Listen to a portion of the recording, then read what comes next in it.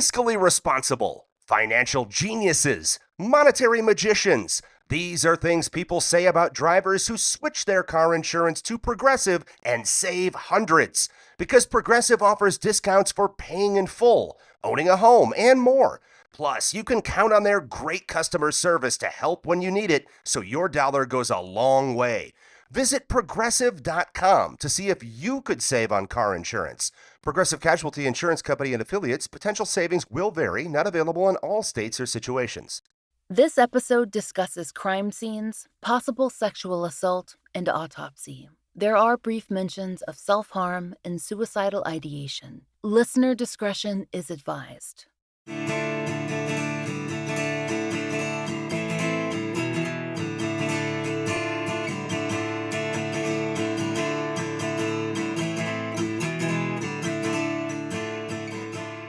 This is The Fall Line.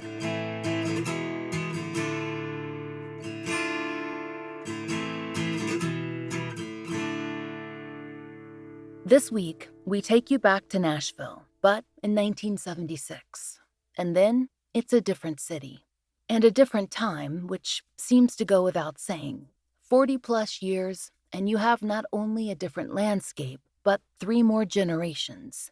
As a longtime executive told the Nashville Business Journal, quote, "Nashville was a really small town then. We didn't have tall buildings or as much traffic." Looking at old photos of the skyline, that's not quite true. But what amounts to a city for business and what it means for people are sometimes 2 different things. He didn't mean that Nashville was bereft of culture, of course. The country scene was long thriving. But Nashville wasn't the sprawling, spreading place it is today, built up, drawing in new residents from all over the South and farther afield. In the Tennessean newspaper archives, you can see March of 1976 remembered in a series of mostly black and white pictures, a dozen or more of them. A young Albert and Tipper Gore stumping for his U.S. House of Representatives run, high school cheerleaders in hot pant jumpsuits, intense coaches and players frozen with a basketball in the air, a celebration of the Humane Society's new shelter, where everyone is holding a dog or a cat. One of the few color photos shows off Hendersonville police cruisers repainted with red, white, and blue detailing for the bicentennial. There's a Hilton in the stages of construction with the TON cranked halfway up the building. There's Narvel Felts performing at the Exit Inn. The annual country radio music seminars held at the Airport Hilton. Minnie Pearl commands a crowd at the Grand Ole Opry. Life happens, big and small. It's a picture, but it's not the whole one. It never can be. Underneath the city's drift are the other currents. People who were lost, people who come through, headed in all directions. And the 1970s were such a transitory time. Hitchhiking was still common. As Vox points out, laws banning the practice were just rolling into effect. Cars were becoming more commonplace for Americans of every income bracket and lasting longer. Campaigns to warn of hitchhiking, highlighting its dangers, had begun to gear up among the highway patrols and state police. But it was still a common way to cross a city or state or even the country.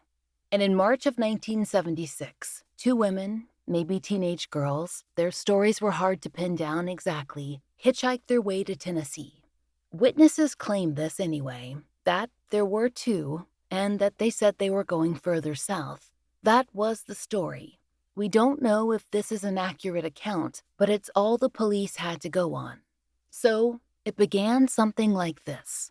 On March 15th, 1976, 2 men from East Nashville, Charles Moore and Milton Collins, said they were on Interstate 24, heading southeast, when they picked up 2 hitchhikers. The men were in Milton Collins' truck at the time. Some people online have speculated that it could have been a big rig, but Detective Matthew Filter of the Metro Nashville PD says that, to his knowledge, it was a non-commercial vehicle, a pickup truck. Charles Moore thought that it was around 1:30 p.m. when they pulled over to pick up the 2 women. The men reported the hitchhikers were maybe teenagers and maybe young adults.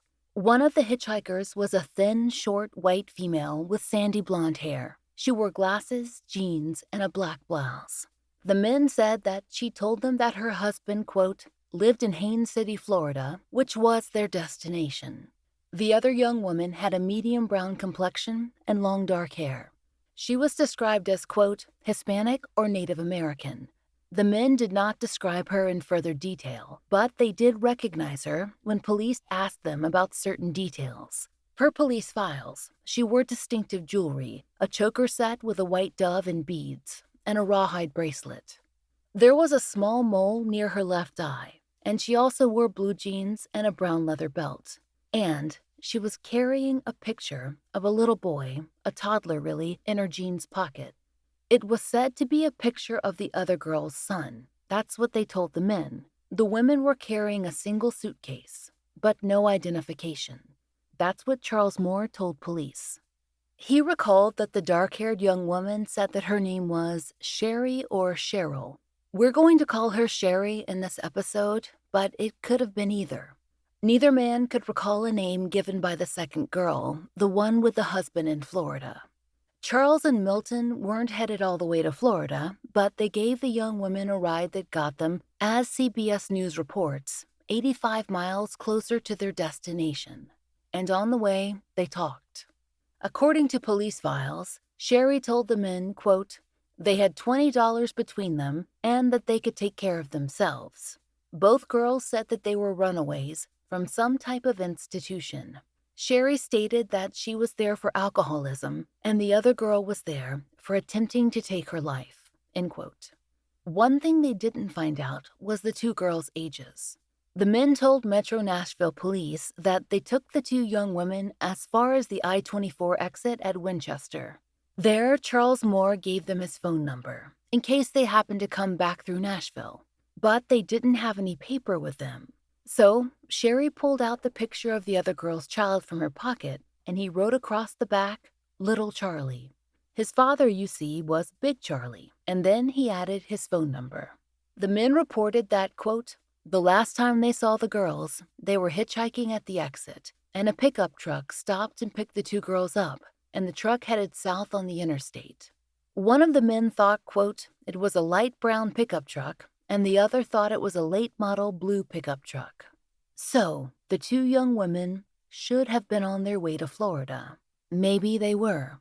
How far they made it, we don't know. Perhaps the blonde woman was reunited with her son. Maybe Sherry was on her way back or headed somewhere else. Perhaps it had just been a story, something to tell two men in a truck, or another invention entirely. We can't know, and we won't guess. What we do know is this. Sherry, if that was her name, somehow came back to Nashville. If the witness's story was accurate, she traveled back north at least 85 miles, if not more, maybe all the way back from Haines City, across several states. How long had she been in Tennessee? There were no signs of her. Not until Wednesday, March 24th, 1976. On that day, a fisherman discovered the body of a young woman caught up against a tree in the Harpeth River in Nashville, not far from a bridge on McCrory Lane. Per the Tennessean, the young woman was found face down in about 3 feet of water. She was dressed in jeans and a white bra. Later, the Nashville Banner reported that a blue polka dot blouse was found, quote, about 3 miles upstream, caught on a small tree, end quote, but Metro Nashville police couldn't conclusively state that it belonged to her. At the time, then Detective Pat Griffin told the Nashville Banner, we're not certain the blouse was hers, but it's a good possibility. At first, authorities thought that she might be in her early 20s, but that was later amended. Sherry Jane Doe was probably somewhere between 14 and 17 years old. And according to police records, she died within the last 24 hours. The scanned PDF of her autopsy that's in our possession is really difficult to read. It's because the original is so faded. Detective Filter's copy is just as hard to make out, particularly on the first page, but there are a few notes that are clear.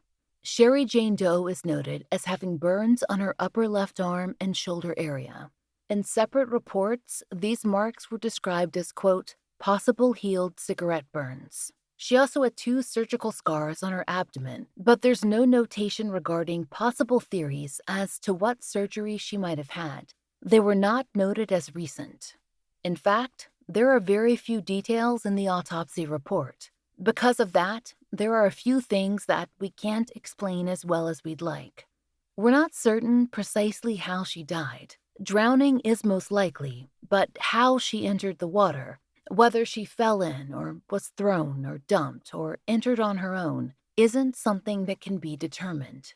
In newspapers, Sherry Jane Doe's cause of death was identified as drowning. The manner is marked as undetermined in the autopsy, at least in the spot we can make it out, though we've consistently seen it discussed as accidental in the media. Most of the information is contained in a condensed list of handwritten notes on the second page of the autopsy, something Detective Filter believes was probably written by an investigator on the case versus the medical expert. It's as if the investigator was writing a summary of the information uncovered in the exam while listening to an oral explanation presented by the medical expert who just conducted it. The notes read as follows. Number 1, no criminal activity. Number 2, fell in the river and strangled on water. Did not drown. Number 3, very drunk. Number 4, bruise on arm, no indication of foul play. Number 5, died of asphyxiation. The notation that she fell in the water, that's not something that we can fully unpack, as there were no witness reports that can definitely tell us Sherry Jane Doe actually fell, or whether she was pushed, or thrown, or tossed. It seems the medical expert was theorizing that she likely fell in. That's also what no criminal activity indicates. It's highlighted again when the bruise on her arm is specifically mentioned. Sherry Jane Doe actually had a few bruises noted on her chart. We don't know why the bruise on her arm was ruled as no indication of foul play in this context. Without more information concerning the effects of water, the medical legal professional's thoughts on when the bruising may have occurred, and other context, we can't guess as to why this is listed as no indication of foul play. Though the list doesn't specify, we do want to add another important detail. A more contemporary detective later noted that Sherry Jane Doe had sexual intercourse within a few days of her death. There were not clear signs of trauma in that context, but as our audience knows, that does not rule out assault. As for the phrase, very drunk, the third page of her autopsy report contains the results of her tox screen, which was run for ethanol and barbiturates. She was negative for the latter, but her blood alcohol content, or BAC, was 0.28. For perspective, that's about 3.5 times the legal limit. Sherry Jane Doe was about 5'2" and about 125 pounds. So a BAC of 0.28 is considered very dangerous for a person of that size. Certainly, if she entered the water voluntarily or by force, she could have been so impaired that she would have been unable to safely leave the river. Finally, we took the most confusing aspects of the autopsy description, quote, fell in the river and strangled on water, did not drown, and, quote, died of asphyxiation, to a forensic pathologist, but she was not able to guess precisely what this was meant to indicate. Without notes on Sherry Jane Doe's lungs and more specifics, she simply could not interpret what the notes specified. For our part, we have wondered if the 1976 examiner was commenting on the lack of water in Sherry Jane Doe's lungs, but again, that's absolutely just a guess. When we spoke with Detective Matthew Filter about Sherry Jane Doe's case, he expanded on a number of the issues that had left us with questions. So, on this particular case, there are a few aspects of the description of the decedent that seem to make it possible that she could have experienced some kind of assault prior to her drowning. In your opinion, is there enough information available now, 40 years later, to discuss her death as undetermined rather than accidental? Yes, there's a couple different places in the case file that one lists the manner of death as accidental, and then there was another spot in there that listed it as undetermined. I have reservations just based on some of the circumstances surrounding her death that it would necessarily be accidental. I think they listed it as accidental just because she didn't have any significant injuries or any other injuries that would have contributed to her death. And her BAC was extremely high at a 0.28. So drowning was probably the most likely cause of death, and that's what's listed by the medical examiner is death by drowning. But I would certainly say that listing it as undetermined at this point would be a better avenue just because of the general way she was found and circumstances surrounding her death and the location she was at. In web forums, there's been a fair amount of discussion about the depth of the water where Sherry Jane Doe was found and where she might have entered the river, whether she drowned after entering the water under her own power or was thrown or dumped into it. And there's been some disagreement as to whether a person could drown in water of that depth. So, we asked Detective Filter for his thoughts. Where she was located was really close to a bridge in a common parking area, an area that was accessible to the public, where people could park and go fish off the bank or put a boat or canoe in the river. So I believe that she was likely in that particular area, or she went in the water right in that particular area, probably not more than 100 yards or so from where she was originally found. As far as the depth of the water, I think that the depth of the water doesn't really matter a whole lot because people can drown in just a few inches. And considering her BAC as high as it was, I can cite an example of a recent case that we worked in our unit where a woman went missing and we knew she was very intoxicated and she disappeared around a lake. And it wasn't until a few days later we found some surveillance video where we actually saw her where she fell off of a pier and probably wasn't in more than 3 or 4 feet of water, but she was just so intoxicated that she could not walk out of the lake. She would stand up and start walking and fall right back down. And after that happened about 6 or 7 times, she just all of a sudden never came back up.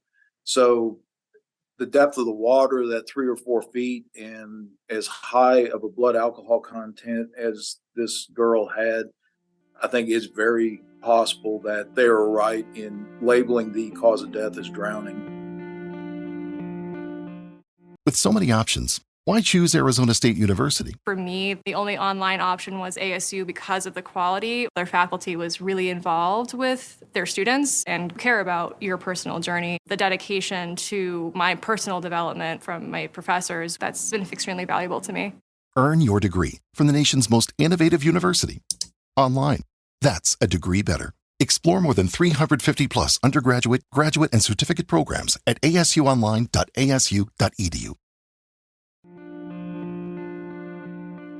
When Sherry Jane Doe was found, she only had a few items in her pockets: a nickel, a comb, and a photo of the small blonde child that we mentioned earlier in the episode. When investigators first examined the picture, they discovered the still legible words "Little Charlie" and the accompanying phone number, and they called it.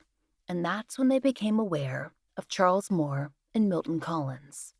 According to police files, when Metro Nashville PD called the Little Charlie number, they first asked if anyone was acquainted with a Hispanic or Native American woman. The man who answered the phone said that his wife was Native, but that they were currently estranged. When the detective asked the man on the other end of the line his name, he learned of the existence of Big Charlie and Little Charlie. He was speaking to Little Charlie. Per police files, he also learned of Little Charlie and his wife that, quote, they were living separately and that he had not seen her in approximately a week and a half. With that possible lead, arrangements were made for Charles to view Sherry Jane Doe's body. Quote, he stated it was not his wife, but he did recognize her as being one of the two girls he and his brother-in-law had picked up hitching on March 15th, 1976. That's when Charles identified his own handwriting on the photo of the child and explained his nickname and the story of giving his phone number to the young women. Charles and his brother-in-law were questioned and relayed the story we told you at the opening of this episode.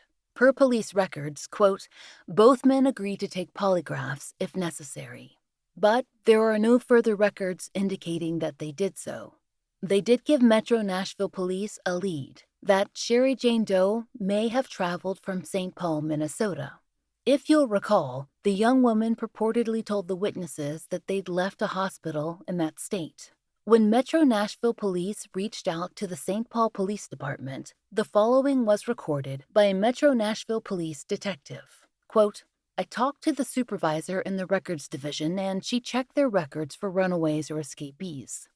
That's when the supervisor found a record dated 3/9/76 for a woman who left the Ramsey Hospital in St. Paul, and her description was as follows: 5'2", 120 to 125 pounds, and black hair. But when the detective called the Ramsey Hospital and inquired, they said they'd never had a patient by that description or name.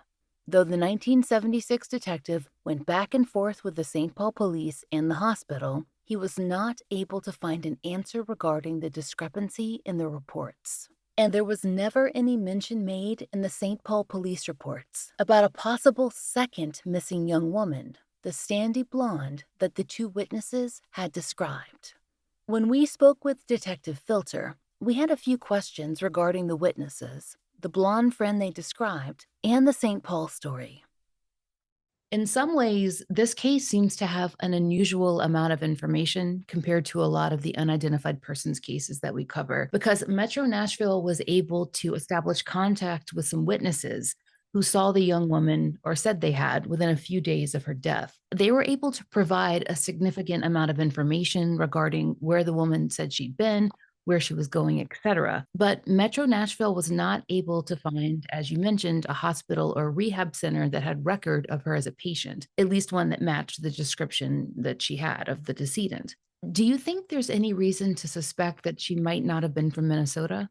That's a question that I've often pondered myself. I mean, these two gentlemen that picked our unidentified girl up and the other girl that she was traveling with, most of the information that we got regarding her came from them. And from reading the reports on the interviews that were conducted with these guys, it doesn't appear as though they were lying about anything, but it's very strange how they dropped them off in one place because they're heading to Florida.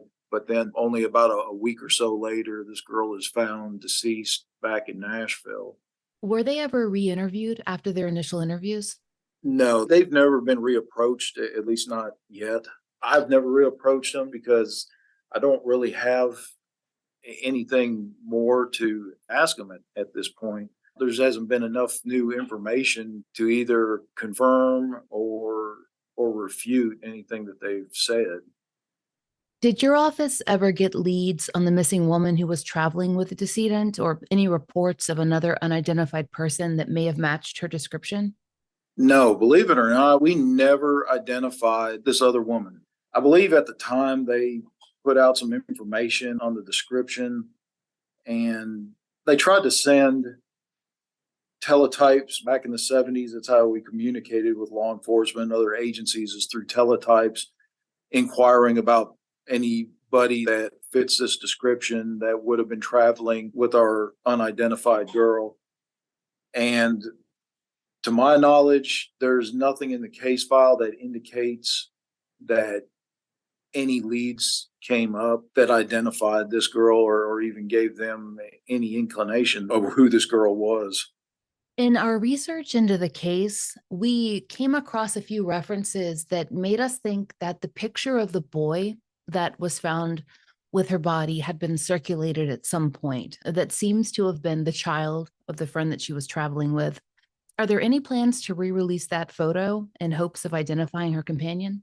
I don't know what ever happened to that photo, unfortunately. So there's really no way for me to re-release it. We have found some indications that this photo of the little boy was run or shared in some way, perhaps on the local news, but we have not seen it in any digital news archives. And as Detective Filter mentioned, when he received the file, the photo was already gone. If you have somehow come across this photo in your own research, please do reach out to us or to Metro Nashville PD so that it can be recirculated. So, there's no hard proof that Sherry Jane Doe's friend might be a missing person or an unidentified person. We can't even know for sure that there were two women at all. But if the story we have is accurate, that there were two, and they were heading to Florida, perhaps the sandy-haired blonde made it there. Maybe she's lived on this entire time without knowledge of her friend's death. The story of Sherry Jane Doe's recovery would not have traveled that far. In the first months of the investigation, Metro Nashville Police concentrated on Minnesota and the surrounding areas, and they did receive some communications they followed up on, something that we discussed with Detective Filter, and this did include teletypes from law enforcement across the nation. Reading through the report, we noticed that Metro Nashville was in communication with police in St. Paul, Minnesota, Florida, even in Canada, and along the Mexican border. Did any tips as to possible leads on her identity come in from those areas? The only tip that I actually saw, an actual tip, is from Canada. They had a missing person that they thought might be our unidentified girl here. But after they did some research into it, they were able to eliminate her.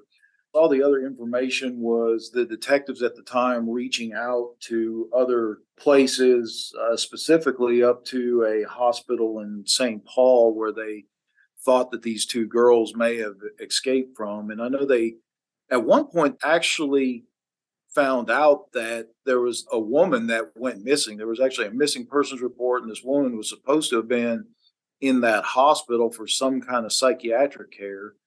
But it turned out that there was a mistake, and for some reason, the woman wasn't actually taken to that hospital and was taken somewhere else. They were able to eliminate her as they located her with the St. Paul, Minnesota Police Department.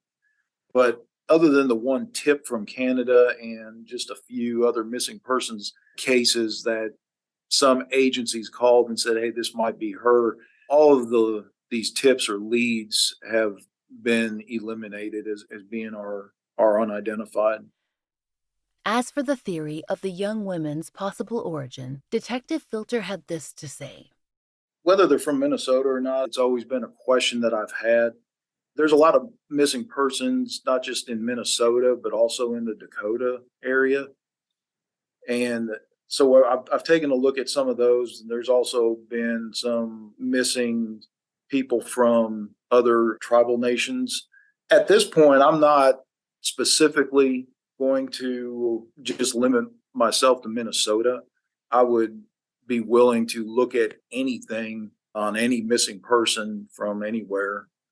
Yeah, we even saw an early news report that a man had mentioned Alabama as an early lead. Right. I believe that Alabama lead was eliminated.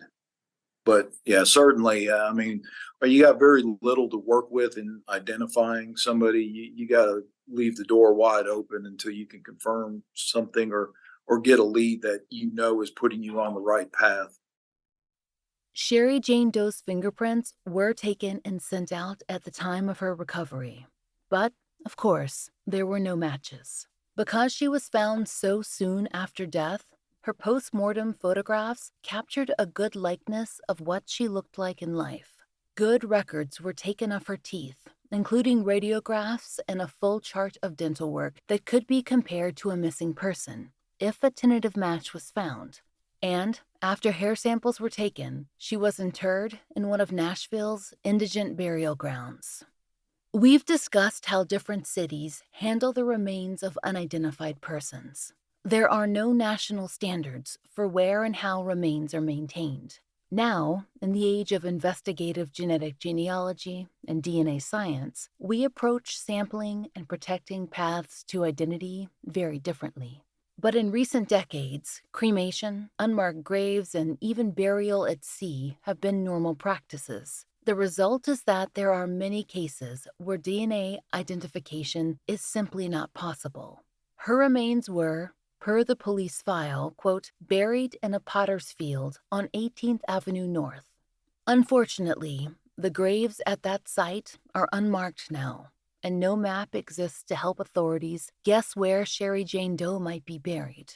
Our understanding is that at one time there were markers, but that they shifted and were eventually picked up and fully removed from the site. That means that the kind of excavation that took place in Detroit, which we covered in our episode on Operation United's efforts to identify Doe decedents in Michigan, that would be hard to tackle in Nashville.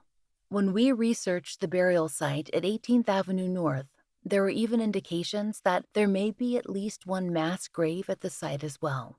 According to a Nashville Scene article that touches on the history of the cemetery, quote, there are stories of thousands of Mexican laborers interred in a mass grave in 1918, victims of a flu epidemic at the powder plant in Old Hickory. With so many deceased and no idea where to dig, Metro Nashville Police currently have no plans to attempt exploratory excavation or exhumation. If you listen to our series on Lorraine Nicholson, who was also interred through Nashville's indigent burial program as an unidentified person, we want to note that he was placed at a different site, where the markers are still in place, the Bordeaux Cemetery. So the quest to identify Sherry Jane Doe is limited by a serious roadblock. There is no DNA available in her case, and no practical way of seeking DNA. Her hair samples are no longer available. However, the photos from her autopsy are still on record, and her forensic art is extremely accurate. There are also dental charts, not radiographs unfortunately, but charts available that record the work done on her teeth that could be used in a match. Photos of her teeth still exist as well, and that could be significant because several write-ups of Sherry Jane Doe's case mention a unique tooth that loved ones or a dental professional might recognize. We read several times that Sherry Jane Doe has been described as having, quote, a twisted fang tooth, or as noted on the Doe Network, quote, a left fang tooth that was oddly positioned. They're speaking of Sherry Jane Doe's left canine. These descriptions don't tell us much, though, about how her tooth actually appeared. When teeth are unique, they can help solve a case, whether it's through comparison of dental charts or radiographs, or because a friend or relative or dentist recognizes a picture or description. It's been regular practice for forensic odontologists to share descriptions, drawings, and other information in national dental publications in hope of finding the practitioner who worked on a decedent's teeth, someone who might recognize their own work or unusual or unique dentition. I've seen a listing from the 1990s that included a sketch of a molar with 3 roots and a silver point filling. The odontologist hoped another dentist might recognize it. But Sherry Jane Doe's teeth have never been publicly described in detail, and there's also no illustration of them to share with the public. When we began collaboration with Detective Matthew Filter on this case, we secured permission to share post-mortem photos of Sherry Jane Doe's teeth with Dr. Rich Scanlon, a nationally known forensic odontologist, and with Dr. Stefan Poltak, an anatomist and medical illustrator. I worked with both these experts on my upcoming book, Lay Them to Rest, which is out this October. There's a link in the show notes if you want to learn more. Dr. Scanlon worked as a forensic odontologist with NamUs and actually filled out the dental chart on Sherry Jane Doe during his time there. It's one of the many, many things he's done during his career, from working at one of the crash sites during 9/11 to working to identify victims during major natural disasters. I asked Dr. Scanlon to give us a thorough written description of Sherry Jane Doe's teeth that could accompany Dr. Poltak's new forensic art and be shared with the police and the public. Here's what Dr. Scanlon wrote. Quote, "Here's what I've observed from the dental photographs and the chart. First, the tooth in question is the maxillary left canine or cuspid, referred to as tooth 11 in the dental charting. Also, these adult canines are the last of the anterior teeth to erupt, followed by the second molars and then the third molars. If the root formation of the second molars was complete and the third molars are not complete, this young lady would be at least 14 and a half to 15 and a half years old. The canine we discussed in the photo normally erupts around 11 and a half to 12 years of age. However, what's happening with the canine, tooth 11 in the photo, is that it has insufficient space to erupt normally in the arch, and the tooth posterior, the first bicuspid, and the lateral blocked it to anterior and forced it to erupt superior and anteriorly to the normal curvature of the arch. Because this canine, number 11, is larger and has a longer root, the eruption pressure is sufficient to push the lateral tooth, number 10, posteriorly as seen in this photo. I don't believe the canine is twisted, however, but that's probably a layman's thoughts rather than a dentist or pathologist observation. This is not that uncommon and is a major reason for braces. When I was in practice, I often extracted the tooth behind the canines, the first bicuspid, as the canine was erupting, as it was obvious that it had no room in the arch. This then prevents the pushing of the lateral out of position and allows the canine to erupt in the arch in the space of the extracted bicuspid. This movement was facilitated by the weakness of the bone in the area of the socket of the extracted bicuspid. Often tongue and lip pressure in a few years align the arch satisfactorily and improve the child's appearance. To aid in the ID of this person, if possible, a smiling photograph at around 11 to 13 years of age would help provide additional corroborative evidence. But often, children with this fang-like appearance tend not to smile in photographs due to shyness or embarrassment. To better illustrate what Dr. Scanlon just described, we obtained permission to commission forensic art of Sherry Jane Doe's maxillary or top teeth, those that would be visible when she smiled. Dr. Stefan Poltak's drawing shows the unique ankle of her canine in a clear manner. We hope that anyone who knew her will recognize it. You'll be able to view the art and description on our social media and website. We commissioned this art for public use, and we've shared it with Metro Nashville PD. We're happy to share it with the Doe Network and other sites, anyone that publicizes cold cases. As we said, her current portrait forensic art is extremely accurate, so the addition of the dental forensic art is simply meant to spark possible further memories. Even if Sherry Jane Doe didn't smile in her middle school photos, something that a lot of us didn't do, we hope that people who knew her will recognize this unique pattern, especially when it's shared in conjunction with her facial approximation.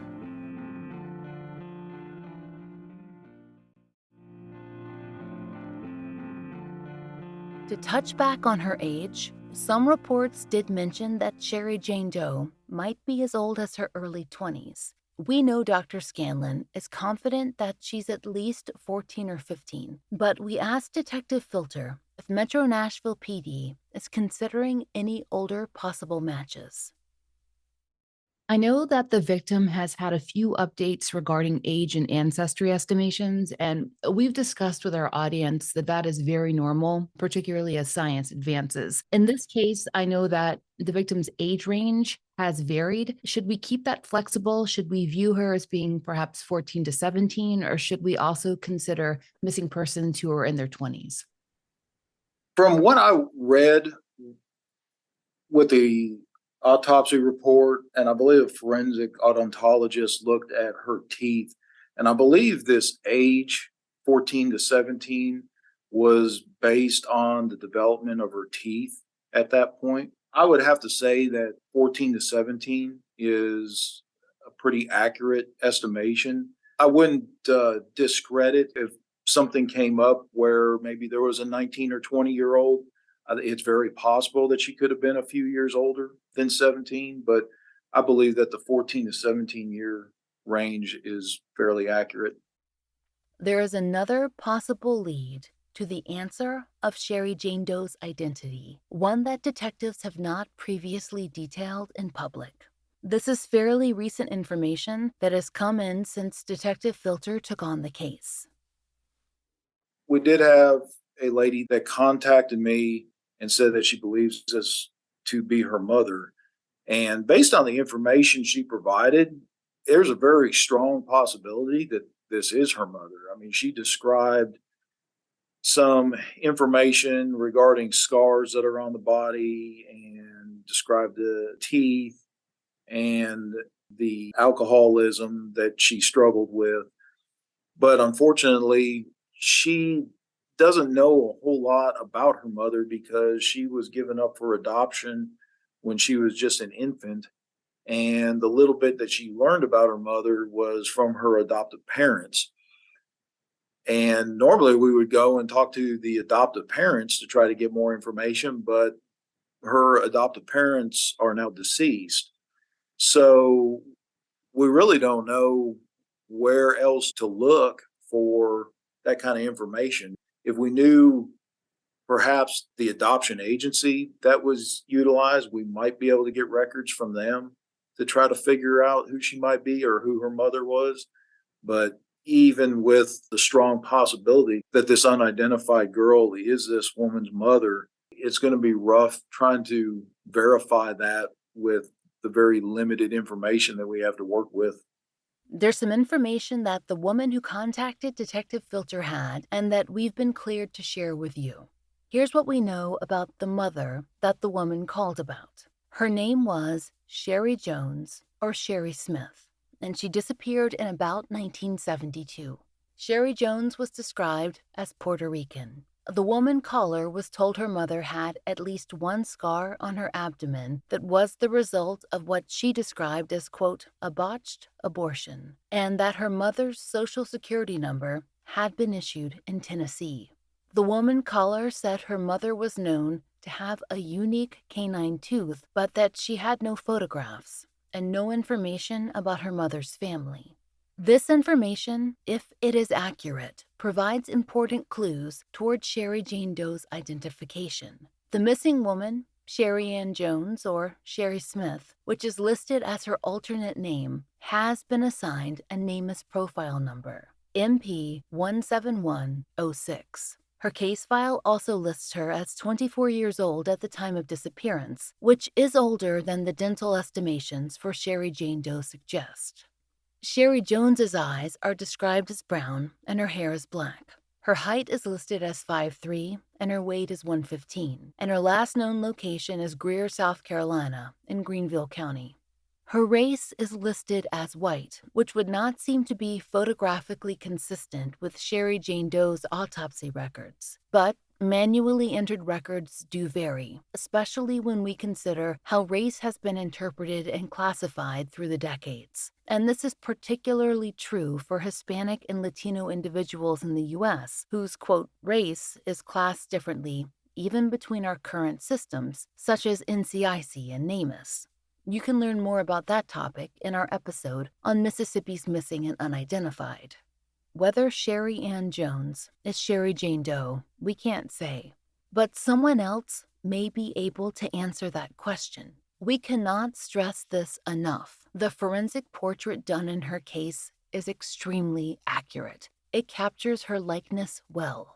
Combined with the new art we've commissioned to illustrate her unique dental features and the new information about possible locations, especially in South Carolina or even a hometown in Tennessee, we hope that new tips will come in. Photographic evidence or dental records or family evidence are all paths to resolving Sherry Jane Doe's case. We ask that you take time to study her forensic art, the portrait and the dental, and please share it online. And if you or anyone you know has any information, reach out to Metro Nashville Police Department. You can contact Detective Filter at Metro Nashville Police at 615-862-7803. You can also call Nashville Crime Stoppers at 615-74-CRIME or 615-742-7463. Callers remain anonymous and qualify for a cash reward. If you know of a case that should be covered on the Fall Line, there's a link to our case submission form in the show notes. Thank you for listening. If you enjoyed the show, please rate us and review us in your favorite podcast app. The Fall Line is an independently produced show, and we appreciate listener support. It allows us to do research, obtain FOIA, pay our content advisors, and support and donate to the causes we care about. And if you try out the products we advertise, please use our sponsor codes. It really helps. And if you'd like to support the show and the stories we cover, join us on Patreon. We're raising Patreon funds to continue to pay for the Millbrook Twins billboard and to fund therapy for families who've been on the show. Each and every one of our patrons helps us continue that work, and we're so grateful for your help. On Patreon, you can get early release ad-free versions of our regular episodes for $5 a month. If you prefer Apple Premium, we've begun that feed as well, so you have an alternative way to contribute. The Fall Line is written, hosted, and researched by Laura Norton, with additional research by Brian Waters, Kiana Burgess, and Michaela Morrill. Interviews by Brooke Hargrove, produced, engineered, and scored by Maura Curry. Content advisement by Brandy C. Williams, Liv Fallon, and Vic Kennedy. And, as always, our most special thanks to Liz Lipka and Sarah Turney. As of November 2022, our monthly donation is going to Season of Justice to support their testing and family grant initiatives.